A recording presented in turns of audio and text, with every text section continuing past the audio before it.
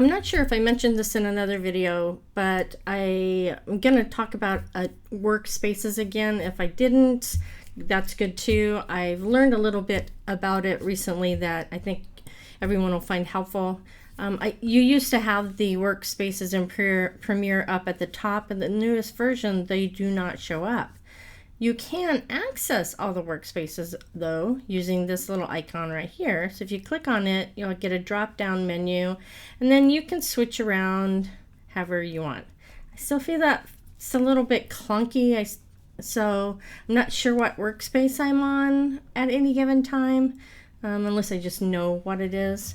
But I can also turn on a label that shows me what workspace I'm on. So there I'm on editing, but if I go to color, it says color.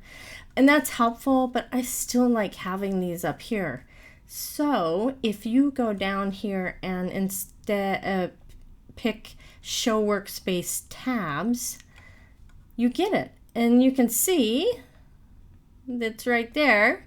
But I want to see more of them, so I can just drag this line, click and drag over, and it'll go to this label here, and then I can see them. So I can switch using them here if I want. But there's more.